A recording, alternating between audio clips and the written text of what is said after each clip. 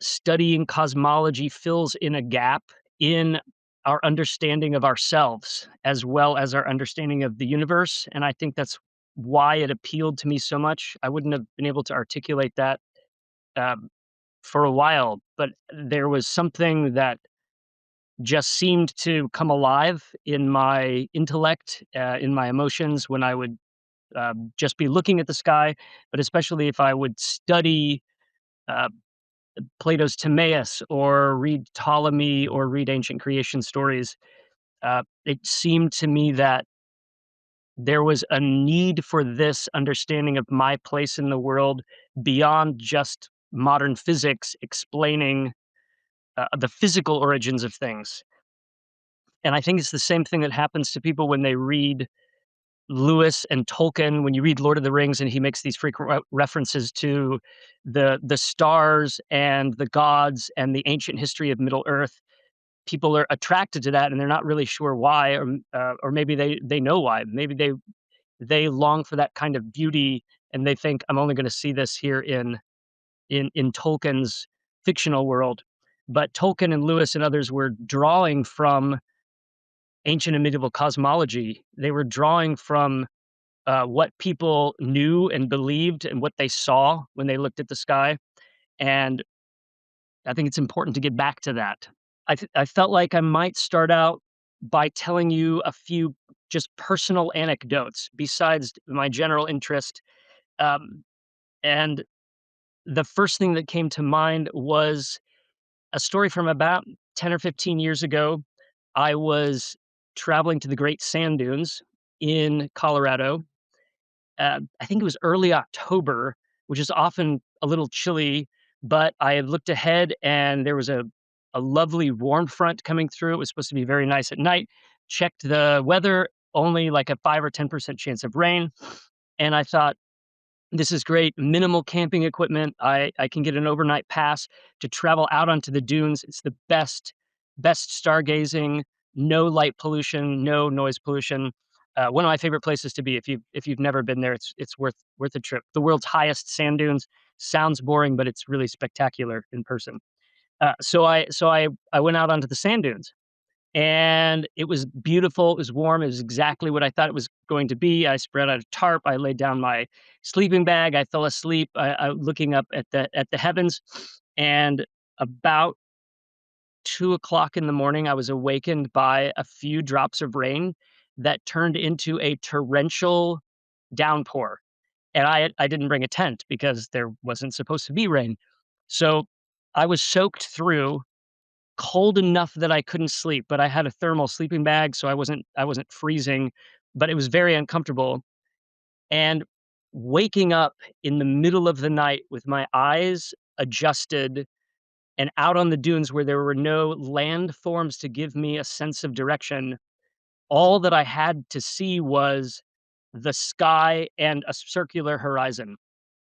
There were so many stars, and I know constellations. I like to go outside and kinda orient myself, find the North Star, find favorite constellations, look for planets. There's so many stars, I couldn't find the North Star, and there was a moment where I thought, "This is what the night sky looked like before, um, the invention of the light bulb. This is what ancient people saw when they looked up at the heavens. This is what sailors saw or see when they're out in the ocean. And if you think about our kind of cultural origins with the Greek world, uh, these were people who were out on the ocean all the time, and so nothing but the heavens and an empty horizon all around you, and you had to navigate. You had to know how to read the book of the sky in order to know how to get home. And I had that experience, and I was laying there shivering, wet in my thermal sleeping bag, and I finally found a constellation that I recognized, Orion, because I saw it rising, and that helped me know where I was. And I just sat there and I watched Orion cross the sky. Um, and that experience I felt like was burned into my eyes and my brain in a way that just studying the heavens through books wouldn't do. And I come back to that thought whenever I'm reading about the sky. I remember this time being startled awake and having nothing but heaven to look at. Um, Second story, uh, I went back to get a college degree pretty late in life. This was at St. John's College in Santa Fe, New Mexico.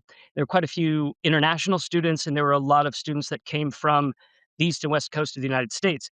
And we studied Ptolemy, we studied some Plato there, and I was shocked at how many of them had never seen the stars before.